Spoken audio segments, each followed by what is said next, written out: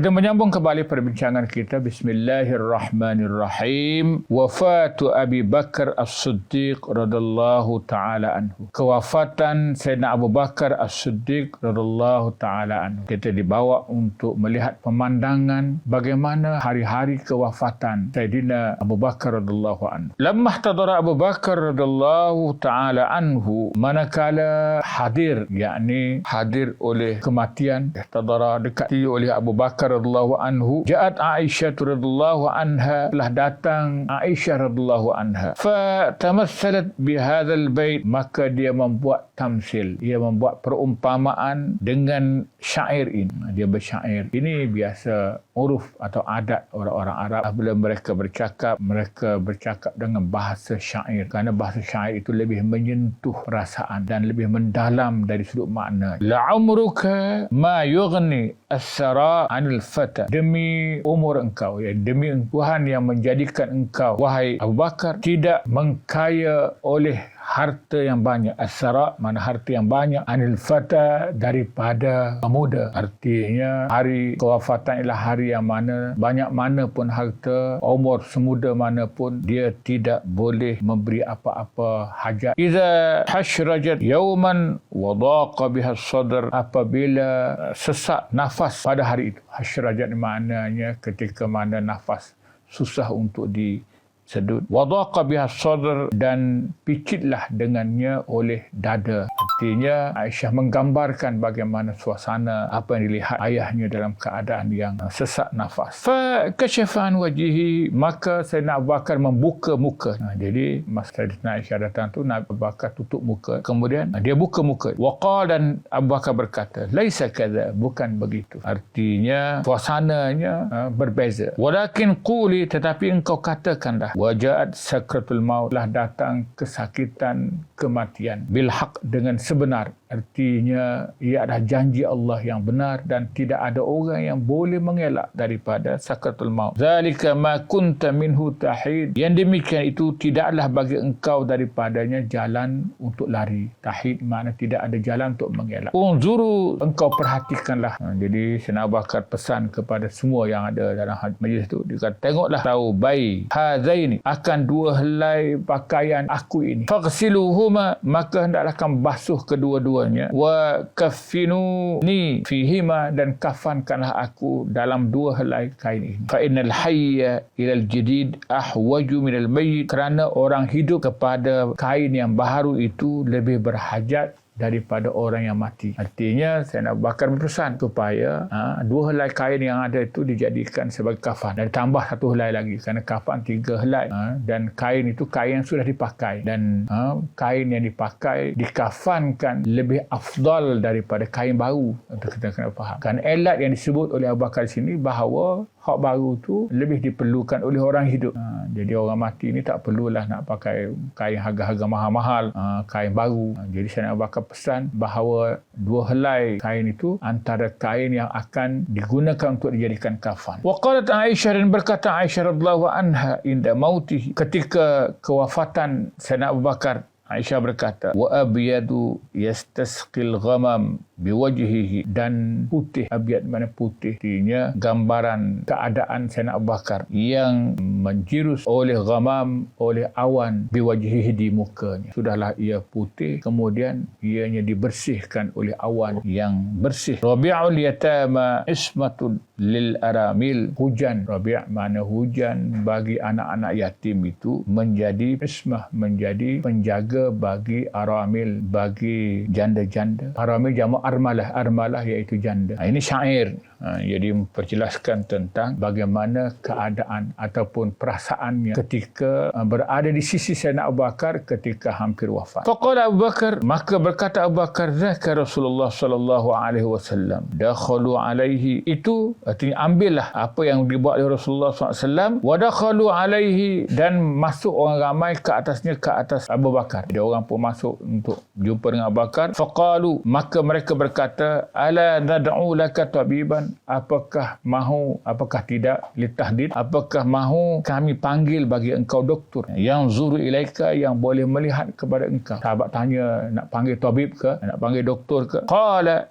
berkata Abu Bakar, faqad nazara ilayya tabibi, sesungguhnya telah melihat kepadaku oleh tabib. Wa qala inni fa'alul lima urid, bahawa akulah yang maha membuat bagi apa yang aku kehendaki, iaitu Allah. Jadi Abu Bakar menolak tawaran dengan satu perkataan sindiran bahawa Allah telah datang dan Allah telah merawat aku, dan sesungguhnya Allah itu fa'alul lima urid. Allah itu berfirman, aku maha mencipta, maha menjadi apa yang aku kehendaki. Artinya tabib tidak boleh memberi apa-apa kesan, kerana Allah lah yang fa'alul lima yurid. Allah lah yang maha mencipta apa yang ia kehendaki. Dalam satu riwayat lain, Abu Bakar sebut, at-tabib amradani, tabib itulah yang menyebabkan aku jadi bertambah sakit. Wa dakhala alaihi Salman al-Farisi, dan telah masuk menziarahi atasnya oleh Salman al-Farisi radhiyallahu taala anhu ya'uduhu, hal keadaan Salman menziarahinya ketika sakit. Ada, iaitu menziarahi sakit. Faqala, maka berkata Salman, ya Abu Bakar, wahai Bakar, usina, wasiatkanlah kepada kami. Faqala, maka berkata Abu Bakar, innallaha fatihun alaikumud dunya, bahawa Allah lah yang telah membuka atas kamu dunia, banyaknya kemenangan perang. Fala ta'khudna minha illa balaghaka, maka janganlah kamu mengambil daripadanya kecuali yang mencukupi bagi engkau. Balagh ni maknanya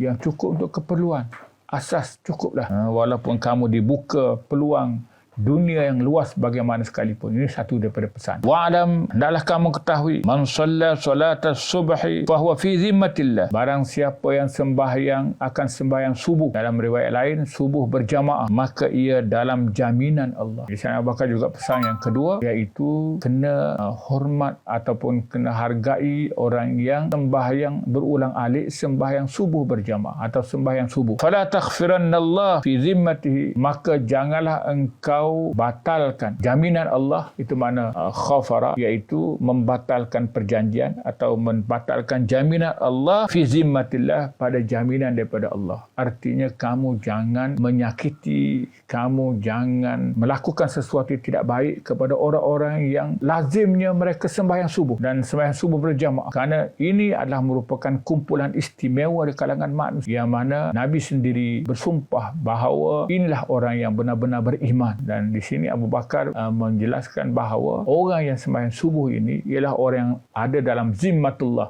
ada dalam jaminan Allah Subhanahu wa taala. Ini kelebihan sembahyang subuh sebenarnya. Bukan senang untuk sembahyang subuh, apatah lagi untuk subuh berjamaah. Fa yakubbuka finnar ala wajhika, maka kalau kamu ganggu, kalau kamu sakiti orang-orang yang lazim, yang sentiasa sembahyang subuh, Allah akan menghumbankan engkau dalam api neraka ala wajhika, di atas muka engkau. Allah akan sembamkan kamu ke dalam api neraka dengan muka tersembam dahulu. Jadi itu di antara nasihat Abu Bakar kepada Salman Al-Farisi. Yang pertama, Allah buka sebesar mana pun ruang keduniaan, maka ambillah sekadar cukup, keperluan asas. Yang kedua, jaga kehormatan dan kedudukan orang yang sembahyang subuh, khususnya sembahyang subuh berjamaah, kerana mereka punya kedudukan yang istimewa di sisi Allah, yang disebut sebagai fi zimmatillah, dalam jaminan Allah. Walamma saqula Abu Bakar radhiyallahu taala anhu, manakala beratlah sakit Abu Bakar radhiyallahu taala anhu, dan nas minhu an yustakhlafa, dan orang ramai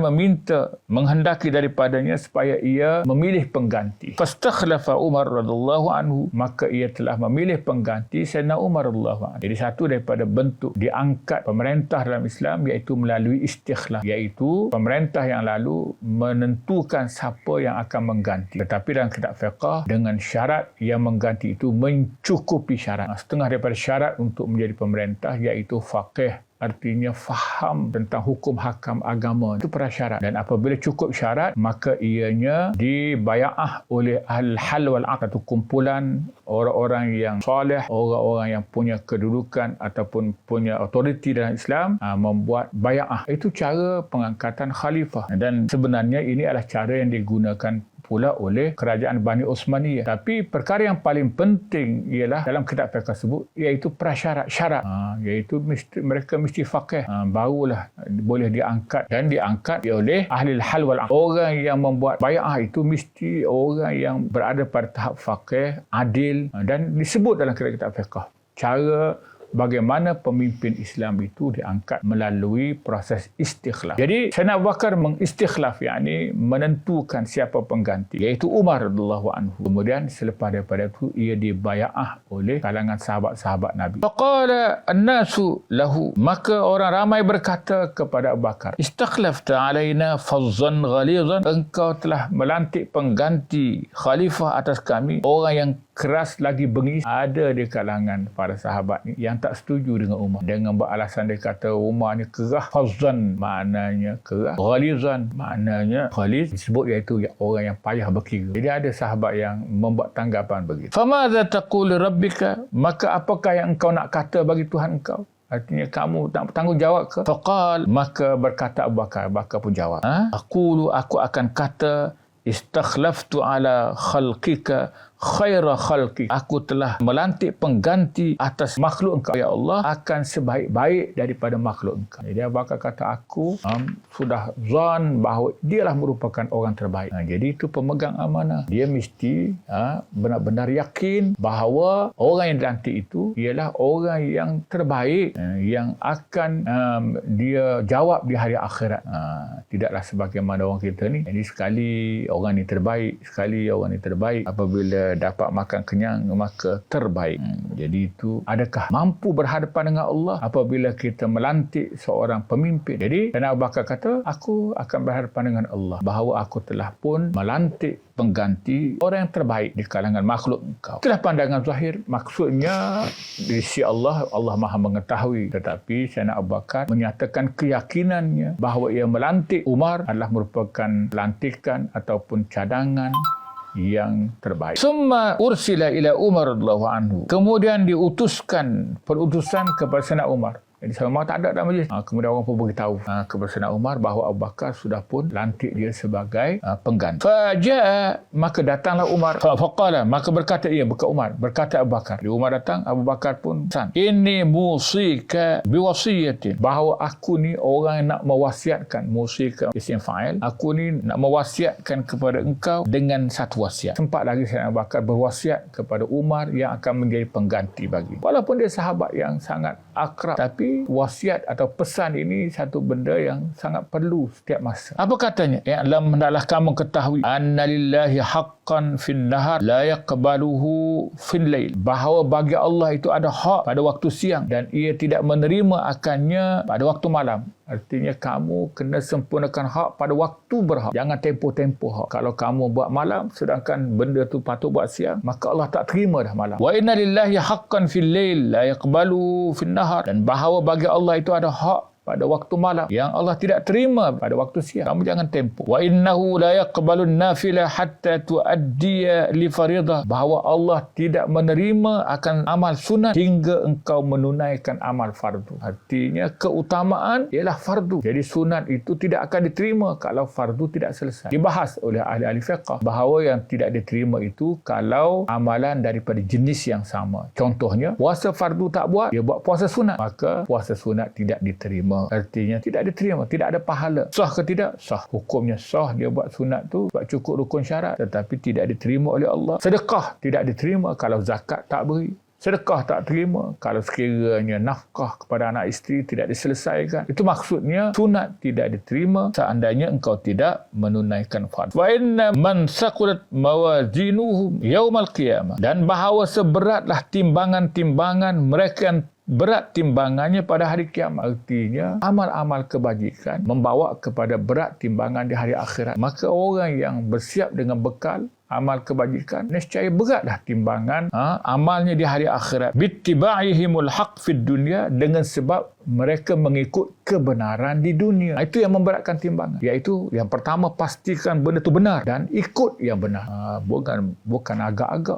Bukan dengan kita buat dakwaan ini benar, tapi confirm ianya benar, kemudian kamu ikut benar. Itulah yang akan memberatkan timbangan amal di hari akhirat. Wa saqqalahu alaihim, dan akan memberatkannya atas mereka. Wa haqqun li mizan la yudau fihi ila al-haq, dan hak bagi neraca timbangan bahawa ia tidak akan diletakkan padanya kecuali yang benar. Yang benar artinya dalam neraca timbangan itu tak ada yang agak-agak. Yang benar sahaja yang akan ditimbang daripada kebaikan. An yusqala, bahawa ia diberatkan. Wa inna man khaffat mawazinuhum, di sebelah pihak lain bahawasanya ringan timbangan di hari akhirat oleh mereka yang ringan timbangan mereka. Jadi sudah dibahas dalam kitab usul bahawa amal kebajikan menyebabkan penimbang jadi berat, amal kejahatan menyebabkan penimbang jadi ringan.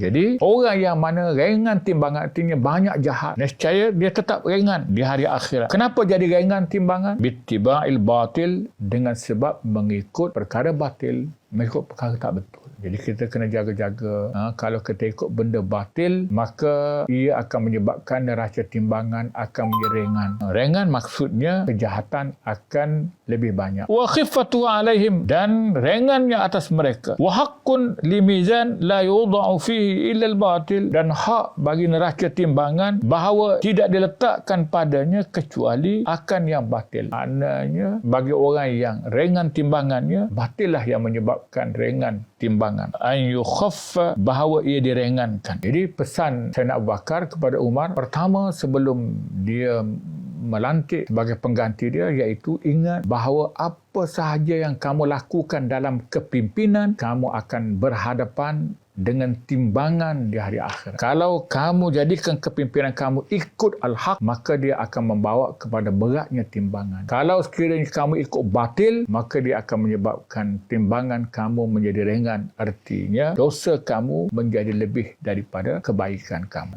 Jadi jaga-jaga, rajin amalannya, kuat sembahyang, tapi dari sudut kepimpinan dia mengikut yang batil, maka jangan harap dia mendapat keselamatan di hari akhirat. Itu amaran daripada Abu Bakar kepada Umar yang akan menjadi pengganti. Wa innallaha zakara ahlal jannah bi ahsani a'malihim, dan bahawa Allah telah menyebut tentang akan ahli syurga dengan sebaik-baik amal mereka. Artinya di hari akhirat nanti akan dipanggil dan akan diberikan keputusan bagi setiap orang yang baik itu dengan amal yang terbaik. Amal yang terbaik artinya dengan ganjaran yang paling maksima, yang paling optimal. Wa tajawaza an sayyiatihim, dan Allah melepaskan, artinya tidak mengambil kira daripada kejahatan mereka. Fayaqul qail, maka akan berkata oleh orang yang berkata, ana duna haula wala ablughu mablagha haula, aku kurang daripada mereka itu dan aku tidak sampai kepada kedudukan sampainya mereka. Faham? Artinya dengan sebab Allah memberikan ganjaran yang lebih. Ada orang yang tidak sangka-sangka, dia kata aku tak siapa pun begitu, kenapa aku boleh sampai kepada martabat itu. Itu antara seruan pada hari akhirat, di mana orang-orang yang beramal kebajikan terkejut apabila amal mereka diberi ganjaran dengan ganjaran yang paling optimum, paling tinggi. Fa innallaha dzakara ahlan nar, maka bahawa Allah menyebut tentang ahli neraka bi aswa'i a'malihim, dengan amal mereka yang paling buruk. Wa radda alaihim salihal ladzi amilu, dan Allah menolak atas mereka akan amal soleh mereka. Jadi ahli neraka sebaliknya, daripada orang kafir dapat balasan yang paling dahsyat, dan apa kebajikannya semuanya terbatal dengan sebab dia melakukan kejahatan yang banyak. Fa yaqul qail, maka akan berkata orang berkata, ana afdal min haula, aku lebih baik daripada mereka itu. Jadi ada orang yang dia kata, kenapa aku kena, walhal aku buat banyak ni, benda ni banyak pun, tapi kamu adalah ahli neraka waliyadzubillah, dengan sebab kamu melakukan amal-amal ahli neraka. Wa inna Allah dzakara ayatul rahmah wa ayatul azab, dan bahawa Allah telah menyebut akan ayat-ayat rahmah dan ayat azab. Dua-dua Allah beritahu, liyakunal mu'min raghiban rahiban, supaya orang beriman itu menjadi gemar dan menjadi takut. Artinya soal hari akhirat itu bukan urusan kita, itu urusan Allah. Tapi Allah dah peringat dalam Al-Quran, Al-Quran supaya peringatan itu menjadi kita gemar untuk melakukan kebaikan dan takut untuk melakukan kejahatan. Wala yalqa biyadaihi latahluka, dan ia tidak mencampakkan dengan tangannya, dengan usahanya kepada kebinasaan. Jadi kita sekarang kalau sebut kebinasaan, iaitu nak kena jadi sakitlah dan sebagainya. Dalam Islam, malapetaka yang paling besar iaitu malapetaka terhadap agama kita. Kerana itu dalam ayat Al-Quran, tafsir ayat Al-Quran, wala tulqu biaidikum ila tahluka, janganlah engkau campakkan diri kamu dalam kebinasaan. Para ulama tafsir merujuk kepada tafsiran orang-orang Ansar. Maknanya kamu tidak bersedekah dan kamu tidak keluar berjihad. Itulah maknanya kebinasaan. Kerana apabila kamu tidak bersedekah pada sabilillah dan kamu tidak berjihad, maka orang kafir akan menguasai kamu dan kamu kalah. Maka kalahnya Islam itu adalah merupakan kebinasaan yang paling dahsyat. Jadi kita nampak kebinasaan ni kena sakit dan sebagainya. Kebinasaan yang paling besar apabila masjid kena tutup, apabila orang Islam sudah jauh daripada majlis ilmu, itu binasa ayuhal. Tapi kita tak nampak binasa itu. Sedangkan itulah kebinasaan yang lebih besar daripada sedikit demam dan sebagainya. Wala yatamanna ala ghairil haq, dan ia tidak bercita-cita di atas lain daripada kebenaran. Jadi apabila dia faham tentang perkara yang boleh bawa kepada neraka dan perkara yang boleh bawa kepada syurga, maka orang beriman itu dia tidak bercita-cita kecuali nak buat baik saja. Fa in hafizta wasiyati hadhihi, jika engkau jaga wasiatku ini, fala yakunu ghaib, maka tidak adalah yang ghaib ahabba ilaika minal maut, lebih cinta kepada engkau daripada mati. Artinya apabila kamu pegang ni, maka benda yang masa depan yang paling kamu suka iaitu mati. Apabila sahaja kamu buat wasiat. Jadi ayuhal ikhwah, orang yang mencintai mati itu ialah orang yang hidupnya sentiasa di atas landasan kebenaran. Wala budda laka minhu, dan tak dapat tidak engkau daripadanya. Semua orang akan mati. Wa in dayya'ta wasiyati, dan jika engkau persia-siakan wasiatku ini, kamu tak ikut apa yang aku pesan ini, fala yakunu ghaib abghad ilaika minal maut, maka tidak adalah perkara ghaib yang lebih benci kepada engkau lebih daripada kematian. Wala budda laka minhu, wala tak dapat tidak engkau daripadanya. Benci ke mana pun kamu akan hadapi kematian. Jadi itu asas kepimpinan apabila ingat kepada kematian dan mencintai mati. Orang yang membawa kebatilan, maka mereka benci kepada mati. Walasta bimu'jizi, dan engkau tidak boleh melemahkan, tak boleh menghalang kematian. Jadi itu dah antara pesan Sayyidina Abu Bakar kepada bakal penggantinya, iaitu Sayyidina Umar. Pesannya iaitu supaya memenuhi urusan dengan kebaikan, kebajikan, berlandaskan kepada perintah Allah Subhanahu wa taala. Syurga neraka itu ialah urusan Allah Subhanahu wa taala. Tapi apabila sahaja hidup penuh dengan kebajikan dan jauh daripada maksiat, maka hati akan terikat mencintai kematian. Sebaliknya, kalau hidup penuh dengan maksiat dan kebajikan yang tidak tentu hala, maka kematianlah perkara yang paling dibenci. Ya Allah, ya Allah.